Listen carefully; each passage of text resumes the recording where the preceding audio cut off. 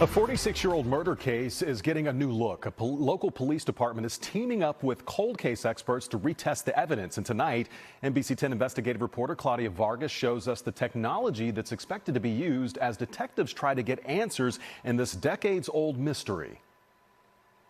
The 1979 murder of 17-year-old Holly Brannigan has haunted the Lehigh Valley for nearly 50 years.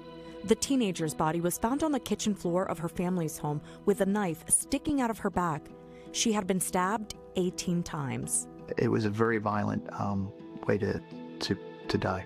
Holly's case was featured in the NBC 10 true crime documentary Somebody Knows Something: Murder on Pine Top Trail. We showed you how police have continued to investigate and receive tips on the case, but no one has ever been arrested. Now, investigators may get closer to getting closure. Evidence has been sent out to labs for retesting. Northampton County District Attorney Stephen Barada wouldn't disclose what evidence will be retested, but for years, internet sleuths have had questions about the knife used to kill Holly. It's no secret that there is a weapon that,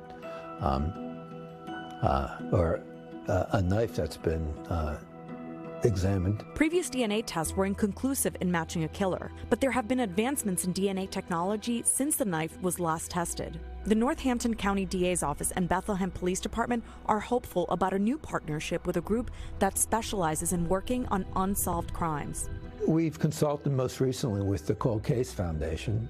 They're known for their expertise with regard to DNA. The Cold Case Foundation is a volunteer nonprofit group that works with law enforcement and victims' families to solve cold cases. Work with the agency to really go all the way through all of the evidence and take a look at what was actually happening at the crime scene. Dean Jackson and Greg Cooper are with the Colorado-based foundation.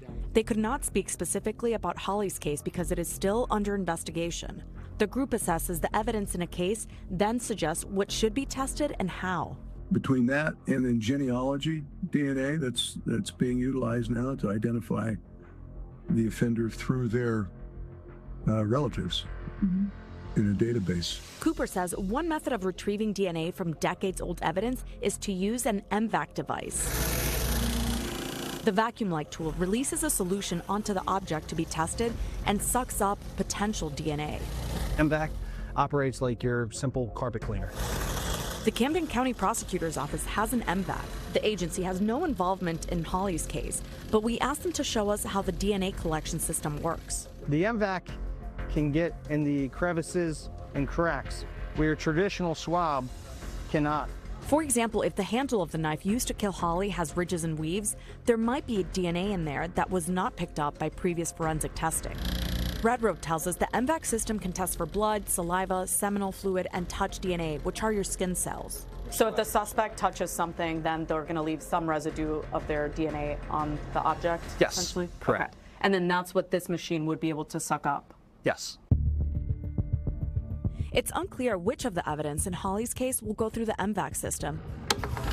But Red Rose says it doesn't matter if an item has been tested before. Even if an item was tested previously, the MVAC is able to potentially gather more DNA evidence. That's what you're seeing now with all these cold cases. For the investigators, Claudia Vargas, NBC 10 News. The time frame for any DNA results has not been laid out. The Cold Case Foundation and the police department say they will take their time and do a thorough review of the evidence. Our true crime documentary, Somebody Knows Something: Murder on Pine Top Trail, is streaming now. You can watch it on your favorite streaming platform. Search for NBC 10 Philadelphia News or check out the NBC 10 Philadelphia YouTube channel.